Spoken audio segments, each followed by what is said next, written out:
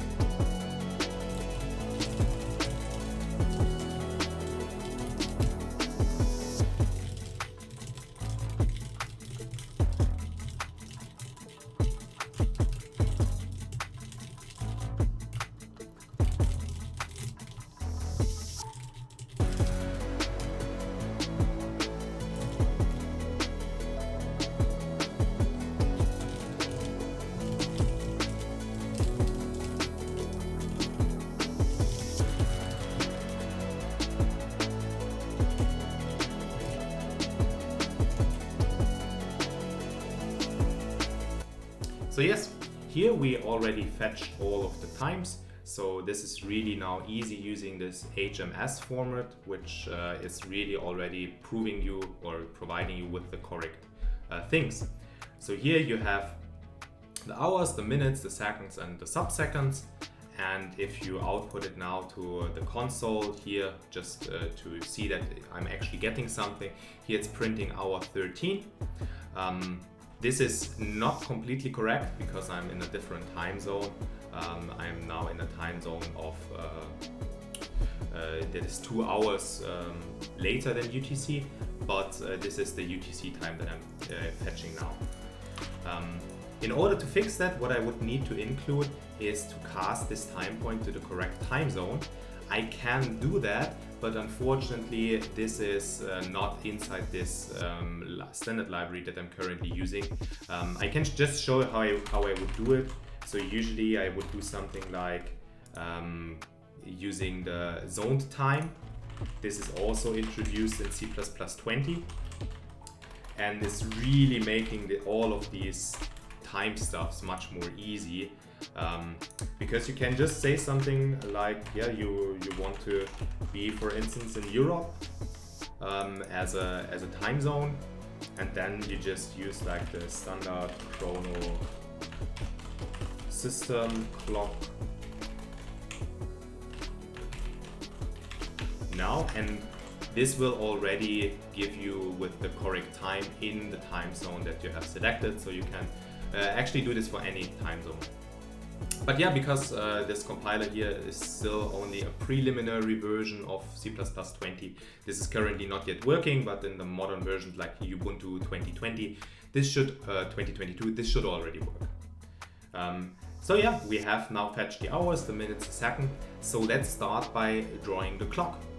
And to draw the clock, we will first start with drawing the shape, so the round thing and 12 segments and probably something in the middle.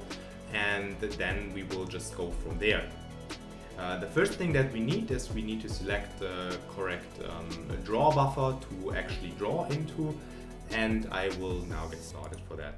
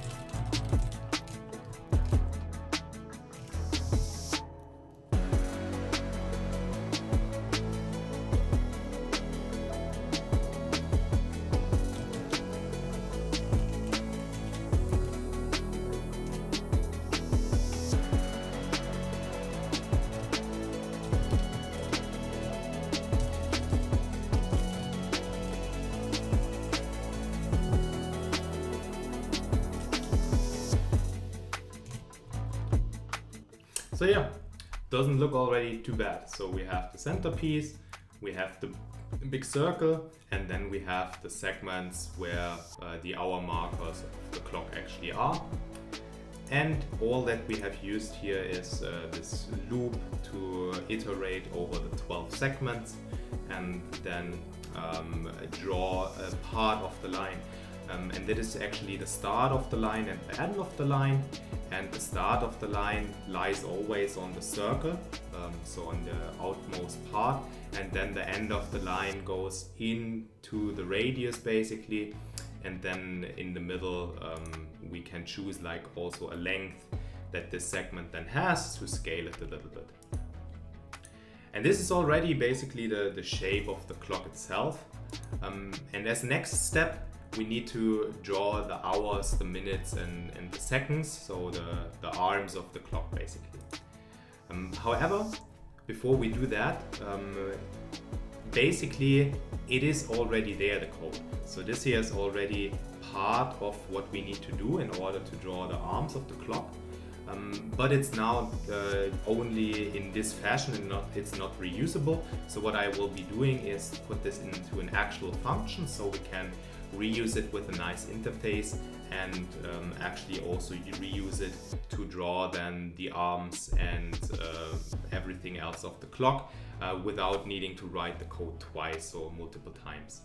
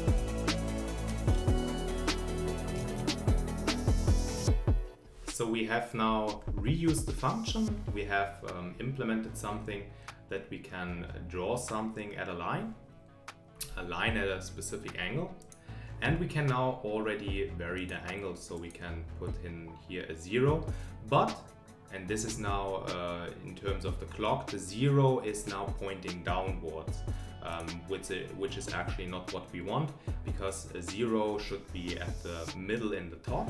So we need to add an offset to the angle that we have here, and we can just put it inside here, because then we have like this offset already added to anything else.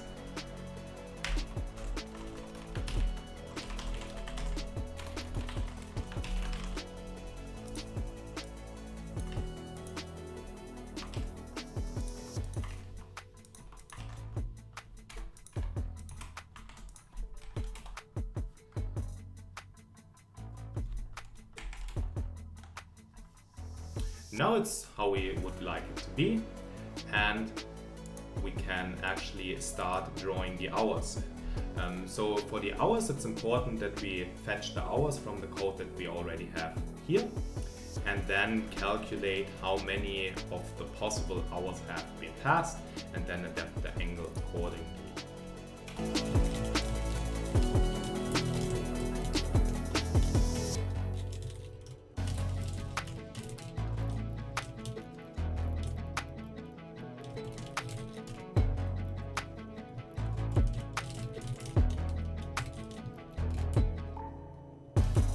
And we see that apparently it's moving in the wrong direction.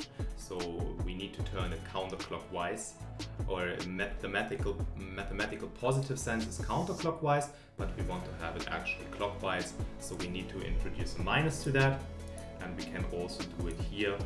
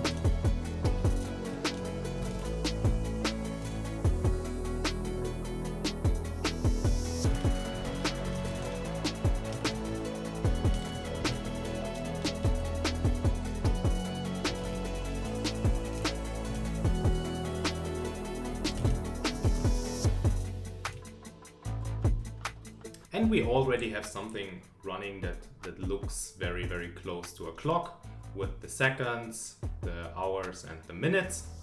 And now we add something that will also run around in the millisecond, just to let it look a little bit more fancy.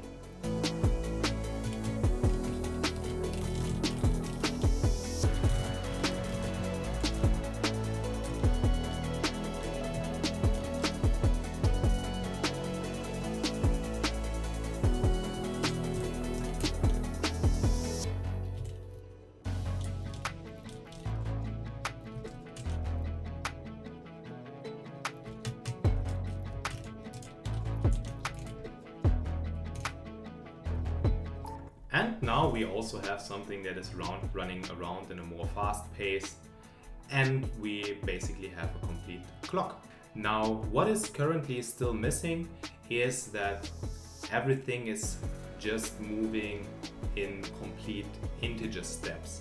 So for instance, the hour here is close to 1, or it's completely on the 1, even though we have 95 or 59 minutes.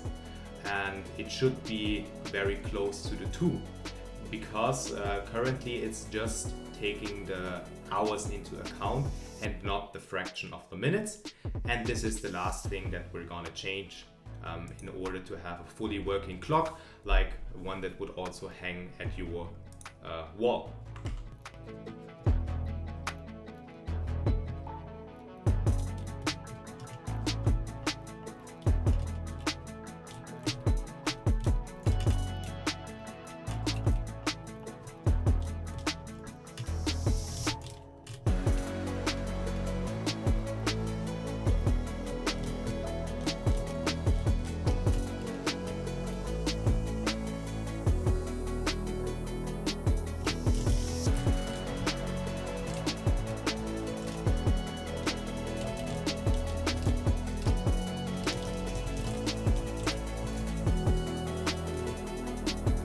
Now what we did is that we, in our ratios, explicitly reused what we have calculated before. So for instance, inside of the hour ratio, we reuse how many minutes of the new hour have already passed and add that to the hour to have something that is continuously evolving.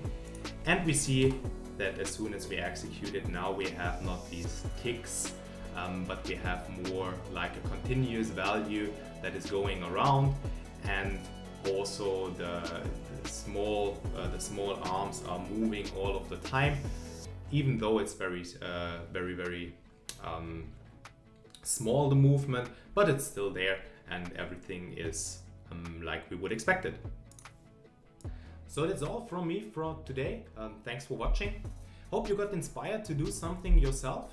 So start up your machine and most importantly, enjoy coding.